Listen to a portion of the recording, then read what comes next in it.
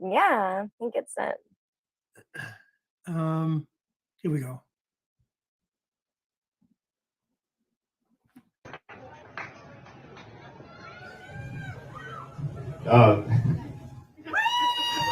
It's crazy to me because I remember back in June I played here for about 20 people, and but that's the beautiful part of this country, though, is even an idiot like me can make something happen. So if I can do it, you can do it. Before we start singing, and I mean we, because I hope y'all are going to be singing too. I just had something I felt compelled to share with you. This is in Psalm 37, 12 through 20. The wicked plot against the righteous and gnash their teeth at them, but the Lord laughs at the wicked, for he knows their day is coming. The wicked draw the sword and bend the bow to bring down the poor and needy, to slay those whose ways are upright. But their swords will pierce their own hearts, and their bows will be broken. Better the little that have righteousness than the wealth of many wicked. For the power of the wicked will be broken, but the Lord upholds the righteous. The blameless spend their days under the Lord's care, and their inheritance will endure forever. In times of disaster, they will not wither. In days of famine, they will have plenty. But the wicked will perish. Though the Lord's enemies are like the flowers of the field, they will be consumed, and they will go up in smoke.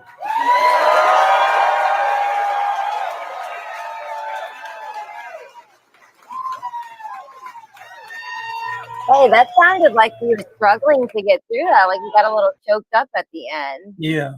Yeah, the word will do that to you. And he mentioned before it was 20 people, and as you look at the crowd, as the camera pans, it's a lot of people, way more than 20. But again, he's even highlighting how the controversy got y'all here, not even my music. Like, you know what I mean, Katie? It's like, y'all not really appreciating this artistry. It's just that this is the guy that's sensational right now, so let's go see him. And that's sad too, because his music should have been respected and admired before the troglodytes got a hold to it. Yeah.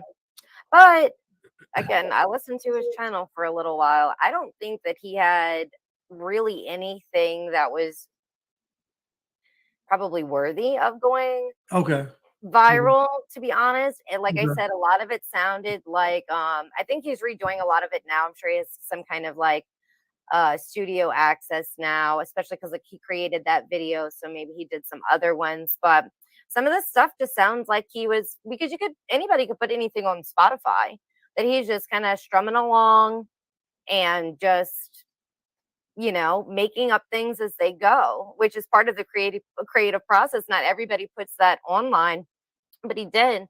And so you know, I think this is a good moment for him. I think it's a little bit of like being like the sacrificial lamb, though, because he's the one that's going to get pummeled for it and scrutinized and demonized for it, for him just putting out something that was, you know, on his heart or in his mind, something that he created. And so I think that probably is a lot of the reason why I wanted to come on and kind of break it down, because just in that short amount of time, I'm seeing people saying, oh, it's the North against the South, it's racist, it's a dog whistle, it's this, it's that, and he's got 90 acres and blah blah blah. Like, just come on, like let's be real. And I think it's important to know, like I said before, are we so, even whether it's as believers or somebody on the opposite side of the aisle that you don't agree with or whatever it is, are we condemning everyone's music that is not perfect and aligned with God? Are we condemning all people that their life, their lifestyle, and the things they have done or will do are not aligned with God? Or are we trying to do what?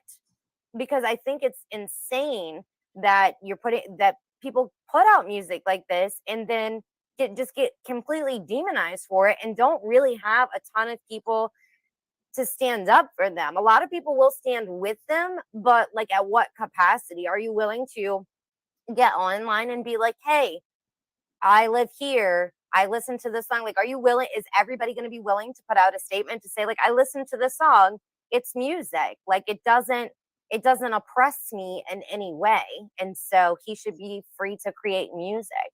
We take away a lot of their power when we make statements like that.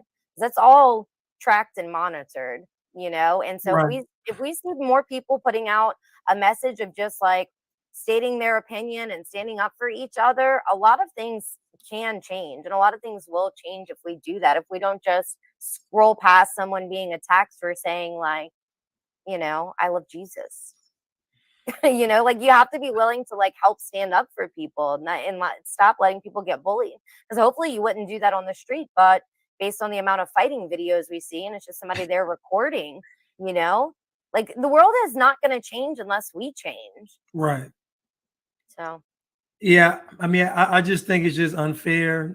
It's just, and again, I remember when WAP came out. When WAP came out, nobody said it was literal. Even though Cardi B's lifestyle and history makes the song very literal, Meg Thee Stallion too, even though their lifestyle actually lines up with WAP, no one ever said that WAP represented them. WAP was just entertainment. It was just a song. It's just music and all this. This song comes out. Everybody pulls their pen and pad out. Everybody grabbing a dictionary, thesaurus. Everybody wants to look at history books. Like it's insanity to me, man. I'm like, it's crazy, but it's like that because he's telling the truth. and to me, that's what's under attack is the truth. The fact that again, white guy. I'm gonna say it again. White guy complaining about the system is a no-no because it takes away the narrative of white privilege. So if I'm feeling disenfranchised by the system, then that means I couldn't be sharing in white privilege. So you have to snuff out this kind of message. Even the small town song shows community. Like it shows that it's not about race, it's about small town values and community. Same thing. Racist. So really what they really want, Katie, is for white people to just sit in the corner and just be quiet and let them just wreak havoc on the world. That's really what they want, in my opinion. Yeah, no, they do. They want to sit down and shut up. Sit down, shut up. That's the boat situation. I'm like, buying all these chairs, y'all just need to use them to sit down. Like, stop all this foolishness. There's a lot of people that spoke out against that too, but then the amount of people that were like really not just like making fun of it, but like championing, I can't say that word, championing it. Yeah. Online, a lot of these things to me are really just kind of like disturbing. It's unfortunate. It's unfortunate that people would rather be propelled by like hate than choosing any other alternative. Like when you have unity with people, when you build your community, your reach to people can go so far and be life changing even for yourself and for other people, because you're meeting people and being a good and kind person. You never know what opportunity is going to come to you because now you're connected with just one more person. As opposed to just shutting everybody off because of either they're this color, or instead of going outside to meet your neighbors or gather or anything like that, whether it's church or whatever other event, you'd rather be, kind of sucked into the black hole.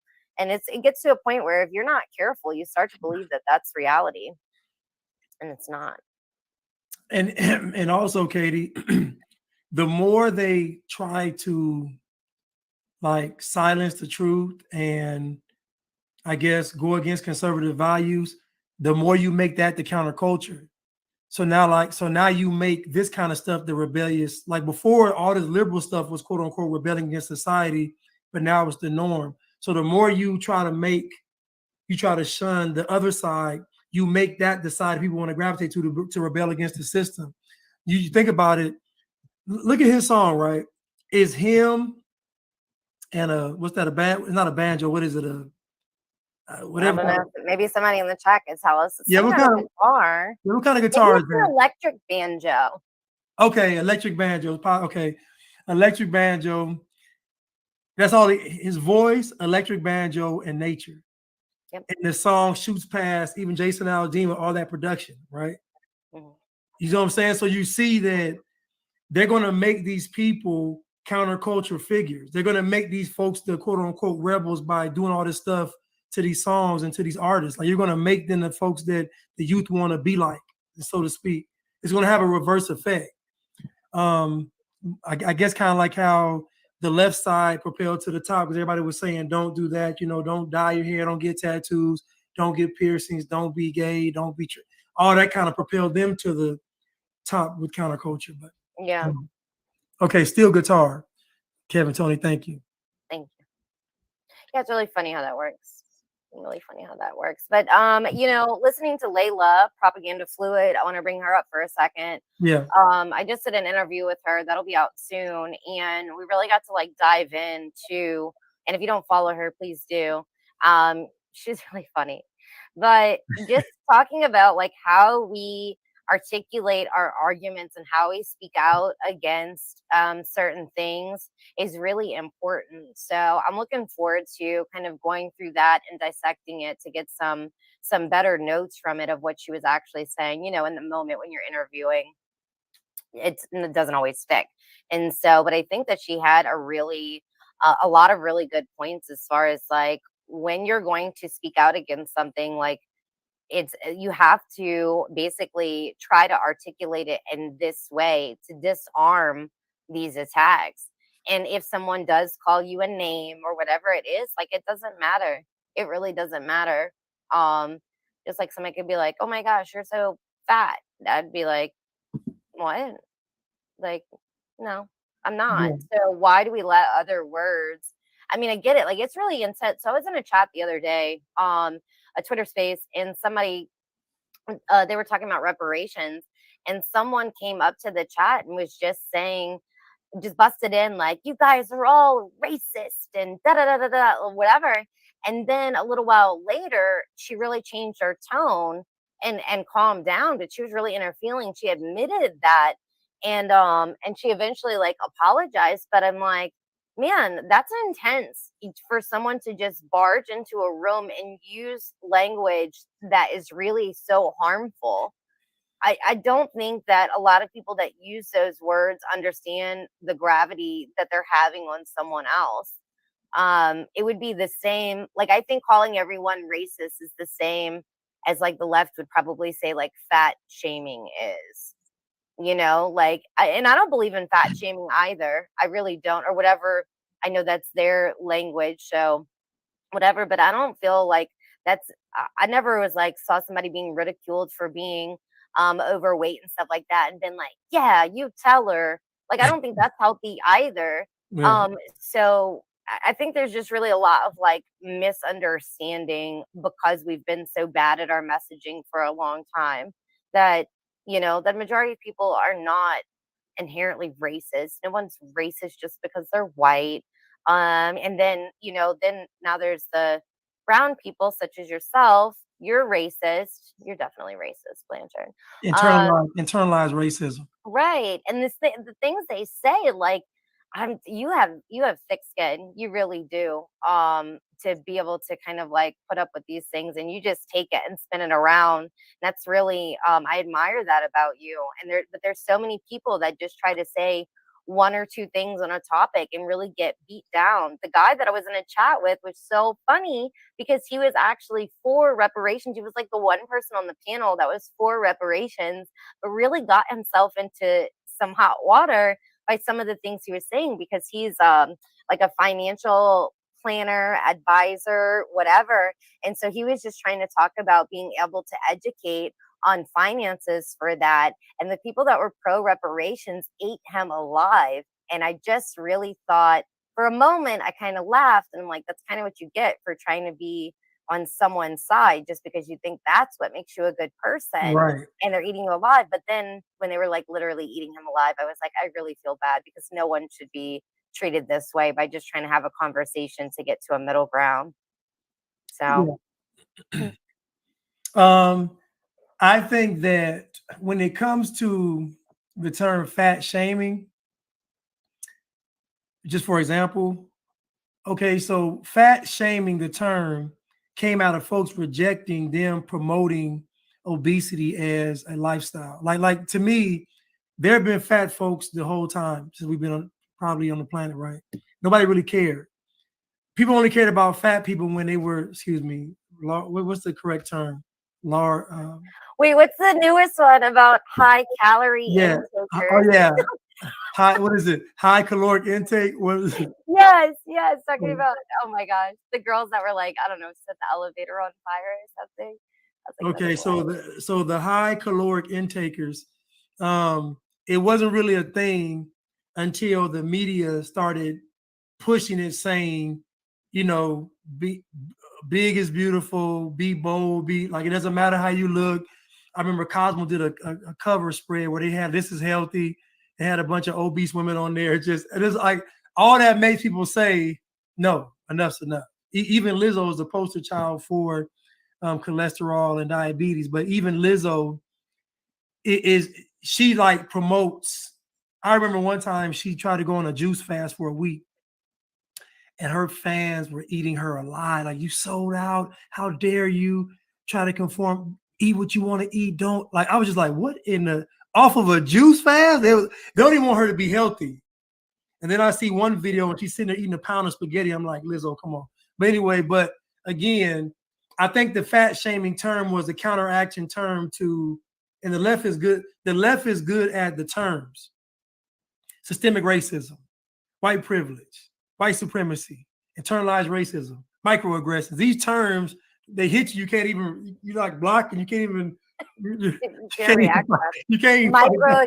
That's what they said to him. They besides the girl that just called everyone a racist because we were talking about Cardi B. I was like, imagine making a life for yourself, making it, and instead of being able to take the bag and run to have a really good life, you're still twerking at your concerts. You're still, you're still living that stripper lifestyle and are a millionaire. Like, just imagine that. And so that's what really ticked this girl off and said that, we're racist because you don't know how da da da. And I'm like, what? You don't even make sense. But then the other guy that was trying to talk about financial planning, they're like talking about how that was a microaggression. They must have said microaggression 500 more times. And so the next day, by that point, I was brainwashed. So the next day, everything that happened, I was like, microaggression. microaggression. Cut me off in traffic, microaggression. Yeah. Like, this traffic is so microaggressive. Right. But and speaking of Cardi B was on stage showing her bungee cord hanging. I was like, dude, this is, and people just cheering. I'm like, imagine being in the first row and you look up and you just see just yeah. No, thank you. Yeah. But if you go see Cardi B, then probably. Right. You're probably down for whatever because okay. We lost. Wait, I'm so sorry for interrupting because we lost track of whatever it is we were just saying. Oops. Fat shaming. Yeah. Yeah.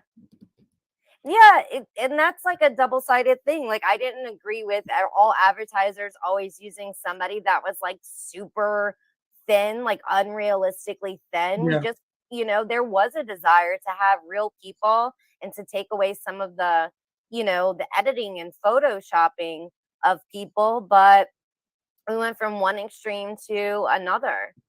And I don't think that's okay to say that, like, it's why there's no campaign that's like anorexia is beautiful. Right. They did try to imply that being, severely skinny was what was okay and acceptable, but people spoke out against that too. We just want to be like normal. Why is that so hard? So, and again, Kate, to your point, it would be different if they had an ad and they showed everybody in the product. They showed, short, tall, disabled, obese. If they showed everybody, then it would be different. But they either picked one type and then went to extreme of the other type. So they went from fit all the way to obese. And like there's no kind of middle ground just to pick a person that's just starting to work out, person that's maybe perfected working out, person that hasn't started. You know what I mean? Like show the whole variety. I was at over here by my gym. It's an Old Navy, and they had in the front of the store. It was like pictures of like all of these huge women. Like it's like an offensive line. It's like all these huge women, and I'm just like, what kind of advertising is this? Like literally, it's just like 8 huge women on the front, and I'm like, come on, like this is kind of, you know what I mean? It's kind of like, so what if a girl comes into the store and she's thin, or a little kid comes in the store, a little kid's like, I'm skinny, looking up like, it says like, should I be? I don't know. So they should show a variety.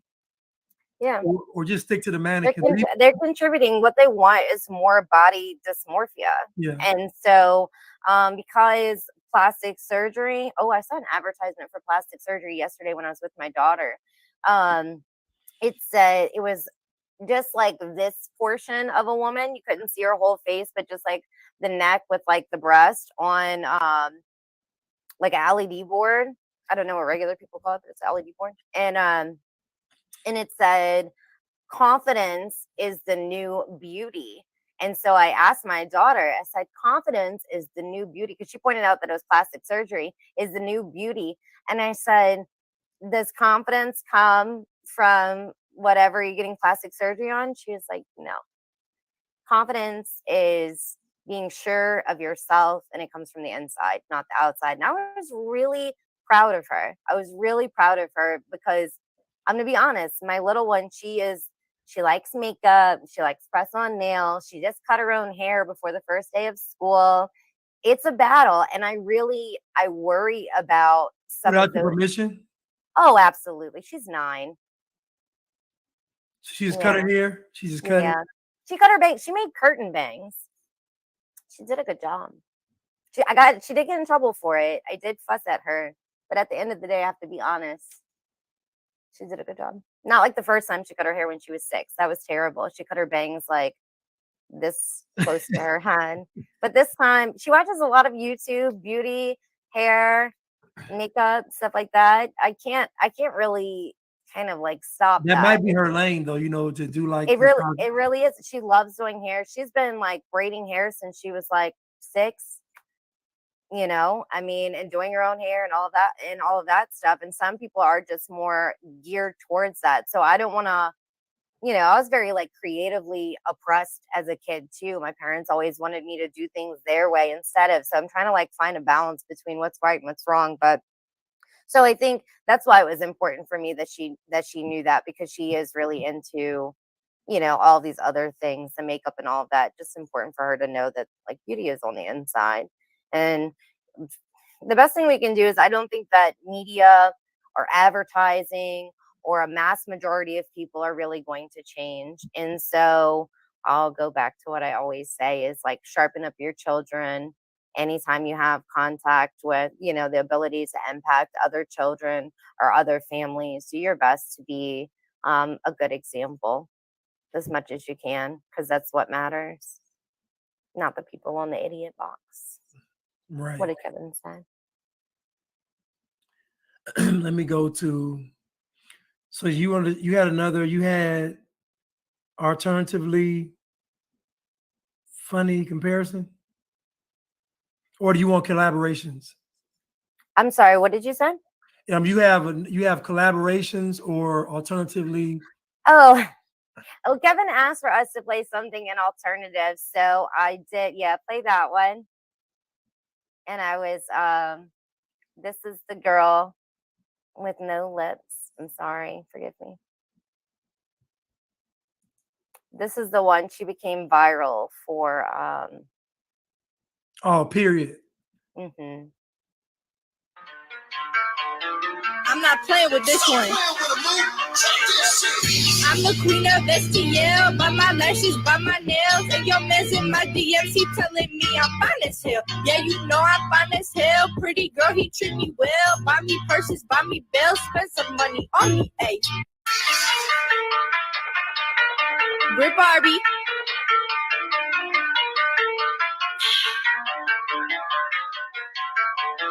I'm not playing with this one.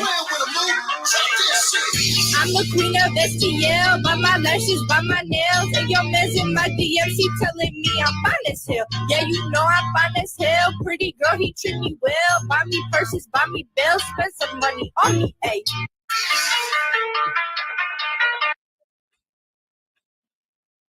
So I picked her and said, why am I not wrong? Not wrong for that one. Okay, so I picked her because she is someone that has also gone viral. I felt like this was a pretty relative comparison. Instead of picking a big celebrity, I'm pick somebody else that has like, let's do equal opportunity to go viral. Now, I'll say this. I also picked her because I think that she particularly she's somebody that probably receives a lot of hate as well. A lot of hate as well. Just like we saw the oh my god, the bubble tea shop. That was hilarious. Where's Kevin? But I think that she probably receives a lot of hate too. I think there's a lot of people that are willing to that will stand up for her, and stand up against her. I mean, she wouldn't have gone viral if there wasn't enough people that liked her. And she certainly was not shamed enough to stop doing anything because here she is, fine as hell. Well, I see she has a ring on her finger. Is that a? Oh no, that's a right hand. I don't know what. But well, I'll say this: she'd only get scrutinized because she's white. I mean, I mean, they'd only say she was quote unquote stealing from black culture. That'd be probably her only criticism. But again, nobody's dissecting her lyrics. What she's saying is just entertainment. She can say this. She says she's fine, you know, but nobody's going through what she's saying with a fine-tooth comb because they know it's just entertainment. The other guy speaking, they know it's the truth, and so it's met with a whole different kind of resistance. They accuse a man of starting a civil war again. Like the dude said, divide. Like it's just insanity to me. I just have a problem with taking this guy's song literal, even though it is literal, but you taking it literal and allowing other people to have their songs be artistic expression. I just got a problem with it. And she doesn't have any lips, no. No, she has no limbs. And I don't think the orange eyelashes really suit her either. No, her top lip is gone. It is. How does she eat? How does she? You see how when she stops it, she points it out. She points at it? She like pushes it out. She pushes her lips out when she's not saying anything. But as soon as she starts talking, it goes away. I'm thinking of a cartoon when I look at her. Am I thinking about, is it Quagmire? Who am I thinking about when I'm looking at her? You're not thinking of the old man, Mr. Bottom Tooth or whatever. Okay. Yeah, she's probably his granddaughter. Yeah, okay. Yeah, she does. She really kind of does. Because she kind of looks like she don't have any teeth sometimes when she's talking, kind of. Yeah. Maybe the top part, like the top teeth are gone. No, that's because she could pass for his granddaughter for sure. Yeah. Yeah. That guy was a creep. That's let me see. And then I have another one you have on here. You have collaboration. Yeah, I found a collaboration. Katie, a lot of people go viral because of the hate. I know, but and attention seeking, that's a great point. But the thing is like either she didn't get enough hate or she's really just unfazed by it and she really is committed to living this life. So that's what she wants to do. And also maybe she's doing it for the money. I mean, I know TikTok and Instagram pay you for views. Oh yeah, she getting money. So maybe she's getting monetized. She is definitely getting some a lot of ad revenue. That's crazy. That's a big fight on Twitter right now too, is that the ad revenue is not being done fairly. But I think people posting about how much money they're making on Twitter is also an advertisement. So we can talk about that another time if you'd like. So this is the collaboration. I saw Wait, that's the one I picked? yeah. Is it really a black guy though? Who's this white guy? This is from the clip you Can you gave zoom me. it forward? Does it really turn into a black guy then? Okay, I thought I let me gave you see. that guy. Let me see.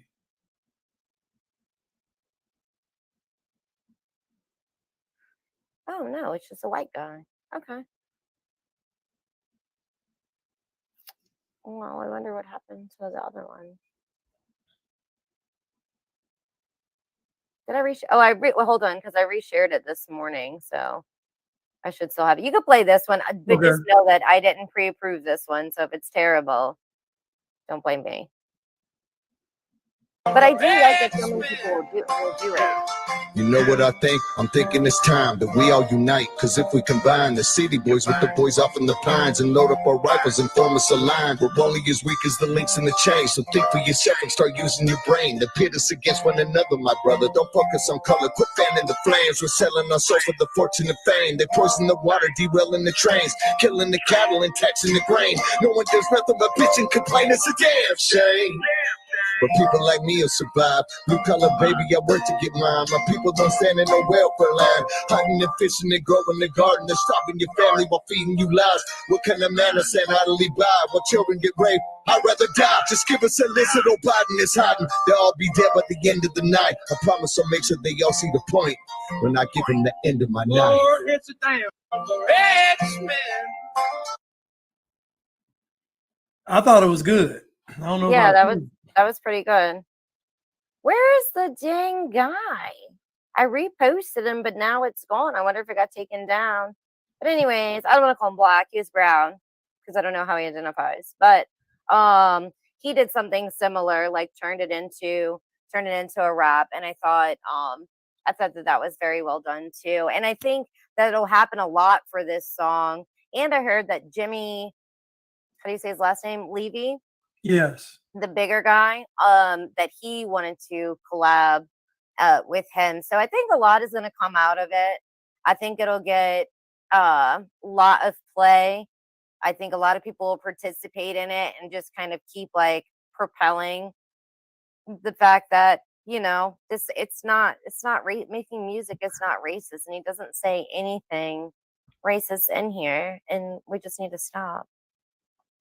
Well, we can just, and if we go through the lyrics, I mean, I've been selling my soul, working all day, overtime hours for blank pay, so I can sit out here and waste my life away, drag back home and drown my troubles away.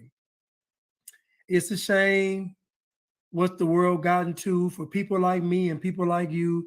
Wish I could just wake up and it not be true, but it's old. It is.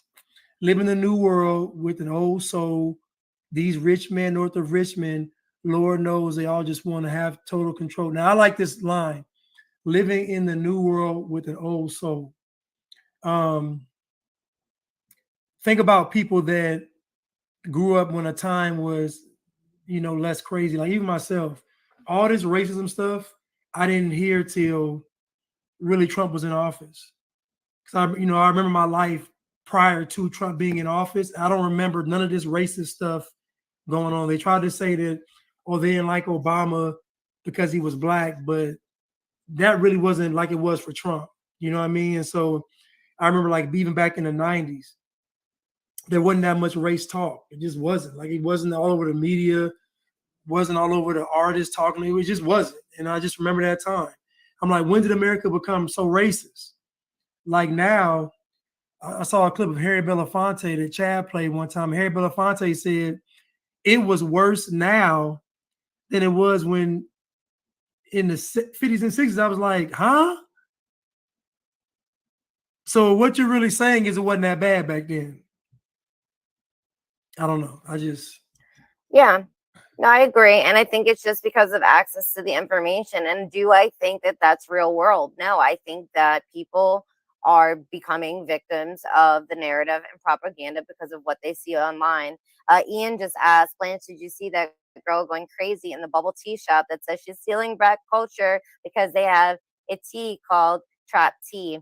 Yes. I don't know if I sent it to Blanche. I don't know if you watched it yet, but me and Kevin already was cracking up about it. Hold on. There's a young lady. Hold up. Trap tea. Let me see. Yeah, I sent it in our group in the Instagram chat. Me and Kevin were talking about it. Kevin made a great comment. I would never, but publicly. So this says woman accuses Asians of selling black culture for selling boba tea. Yeah. You know what boba tea is? No, Is it because you're brown? probably. So, but what's really funny is that boba tea is Asian. So, it's those little, you've probably seen a bubble tea shop. You never seen a bubble tea shop? It's the tea, it either comes like iced or frozen. And they'll have like the little black circular things inside of it. They're tapioca, so they're like gummy. But they have all different kinds of tapioca. They have like the jellies, they have the bursting boba, all different kind of variations. Some people use real fruit to make the tea, other people use powders, but it's popular Vietnamese drink, I believe. So she goes in there and Yeah, she goes in there and she asks if the business is black owned. what? Yeah, she said, "Is this a black owned business?" You have to watch the video. And he's like, "No." And then she starts screaming at him about stealing, like about the ad, how they use the trap house, and they're the main plug for the boba tea. And she said that they were stealing her culture. So a trap house is where they sell drugs. So is selling drugs out of a house black culture? That's according to her argument, yes. But let's back it up a little bit.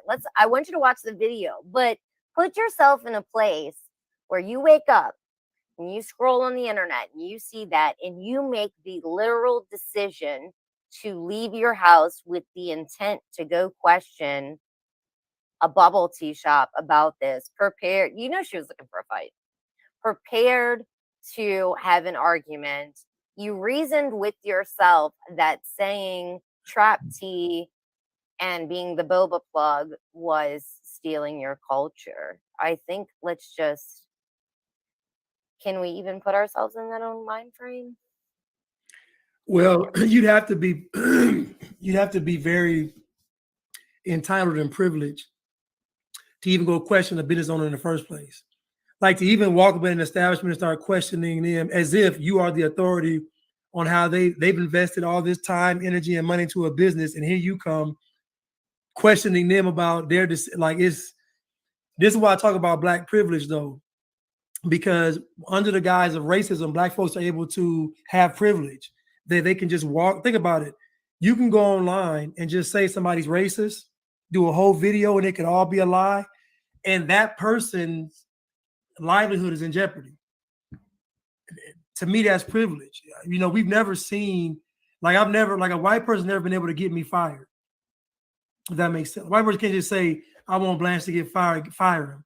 That never happened to me. But a black person can literally say that person is racist, and they possibly could get fired. Yeah, that's what I said. Like people that use these words don't understand, or maybe they do understand the gravity of the situation. But the fact that you're okay with just ruining someone's life based on an emotional response and probably something that's fabricated is absolutely ridiculous. When did we become so willing to just destroy each other?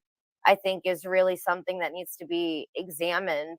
What's wrong with our heads that we not only allow it to happen, but we participate in this kind of society is really disturbing. But I also wanted to point out, and I'm not going to make any friends by this, but had it been a black owned boba tea shop, they would have been stealing Asian culture. I kind of want to see the video, but Play it. You want me to resend it to you? can you send it to my email? Yeah, no problem. Yeah. So I really want to see it. Because Ian just said she ordered her tea before she went crazy. Oh my God. I don't have where it's that part is Which is included. which is insane. Like just the audacity to, because you want the tea, right? So you Right. order the tea and then you get to lecture them. Like it's crazy. Okay, let's see. Okay, I'm gonna go on mute. You have to carry the conversation for a second. I'll email Okay. it to you. Yes,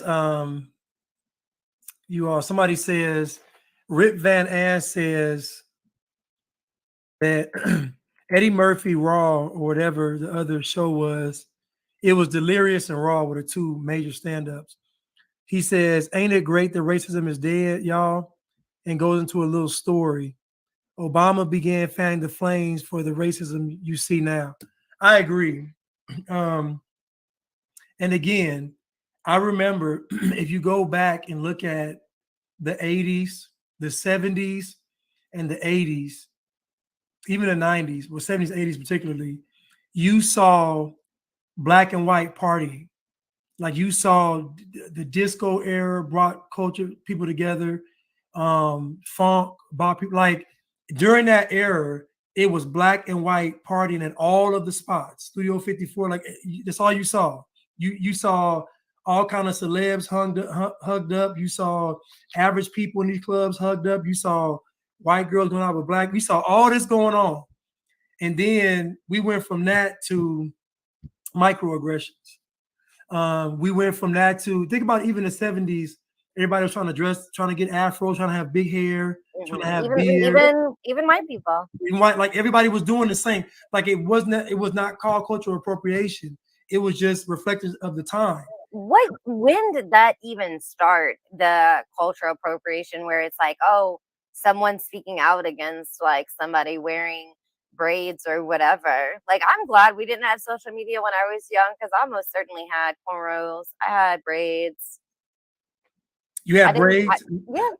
You had like braid, like loose individual braids? Yeah.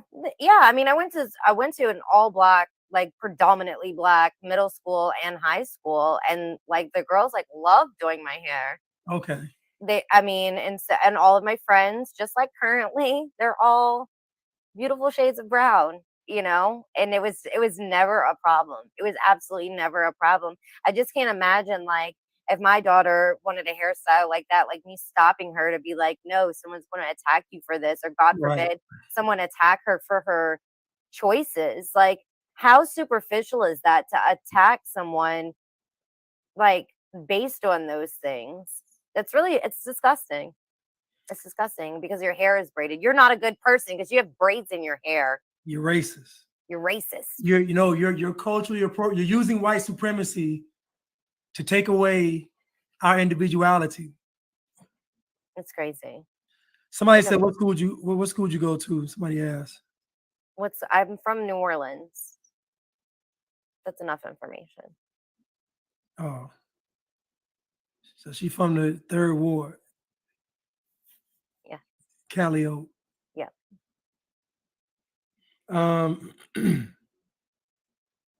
Somebody, Tori said on Instagram, the government got involved in how we should mix. That's what went wrong. That probably is what happened. They've been involved though, like everything from like when everything was segregated, and then integration. Is that what it's called? Integration? Yeah, integration. Well, integration is government involvement. Yeah, it is forcing y'all to mingle versus it happening naturally. Mm-hmm. Oh no, Madame said she's from New Orleans. What she asked, she's from NOLA too. Oh, okay. I don't think Katie wants to share. No, I don't. Yeah. Think so.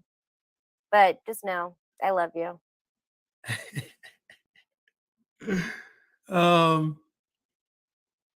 I used to braid my white girlfriend's hair when I was in school. Again, this stuff was normal. I remember being in high school seeing the same thing. Like it wasn't a big deal. Like nobody, just, I don't know. Nobody cared. I remember being in high school, and when OJ, I'm from California, but when OJ got found not, keep in mind, the OJ trial was being played in class. But when OJ was found guilty, the entire school celebrated. So I'm just, When he was found not guilty. I'm sorry, not guilty. The entire school, listen to me. It was a loud cheer that you heard throughout the entire school. And I went to a predominantly white and second was Hispanic school, and everybody celebrated. So all this racism wasn't going on. I'm sorry, it just wasn't. It just wasn't going That's on. crazy. Wasn't. Obi said, "Is it Louisiana or Louisiana?" The jump from Louisiana. It's Louisiana. That's how I say it. Oh, Louisiana. Louisiana.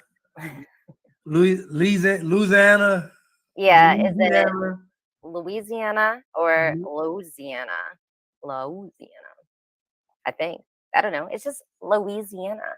Well, there are some places like New Orleans with the accent, Baltimore and DC with the and certain places have a unique kind of. And yeah, and oh snap, your YouTube stream is better. That's because he cleaned the camera.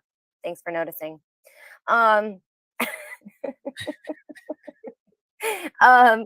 it's here you could be like up the street and down the street, people have different accents. And then there's a thick like Bayou accent. Like I'm actually from the Bayou. Okay. And I just am so grateful that I don't feel like I definitely sound like I'm from the Bayou. Not that there's anything wrong with that, but I just think that my life would be much different if I sounded like that. So like the Bayou was like the guy, like I guarantee that kind of. Yeah. My mom sounds more like that than probably anyone in my family. They throw a little French in there.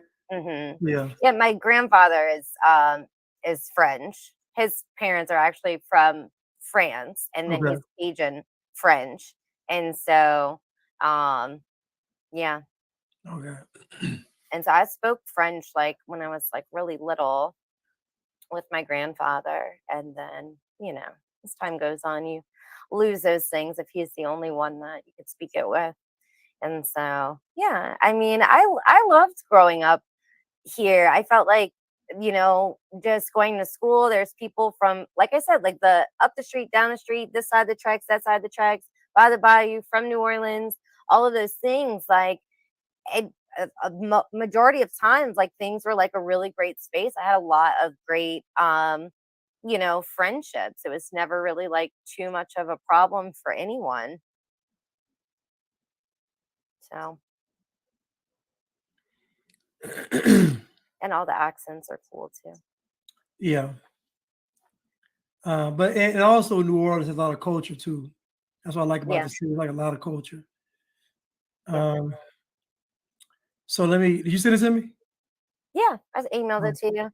Cool people in the parish sound like New Yorkers, New Jersey. What's funny is when we were traveling, I was only a kid. I was traveling with my whole family, and we stopped at a restaurant. The waitress kind of talking to us, got our drink orders, and, you know, asking us some questions and stuff. And she asked my family where they were from, and they answered. And then she looked at me. I'm like maybe 8 or 9 years old, and she's like, "And where are you from?" I'm like, literally the same place as my family. But she said that I sounded like I had more of a New York accent. Yeah. Oh, okay. The parish, you mean St. John Parish? Love the accent's my favorite American accent. I like some country one too. And I don't care what anyone says. When everyone changes how they sound pretty frequently, depending on who they're talking to. That's not just something that white people do when they're around this and that, or black people do when they're around this and that. Everyone that I've met, because I've paid attention to that for a long time, how people sound, you do change how you sound depending on who you're talking to. And it's not fake or anything like that. Just certain environments bring out different accents from you, and it's how you relate to people. So I want to speak to that too, is that there's nothing wrong with that, with kind of changing your tone, just so long as you don't change your whole personality. We're not struggling with like bipolar disorder. Yeah. Code switch. Yes, that's true. So we have this video we're gonna play real quick, and then get back to the song. Okay, do you think using this, you guys are not using Black culture to gain attention? And gain customers? You don't think this is Black culture? Is this Asian?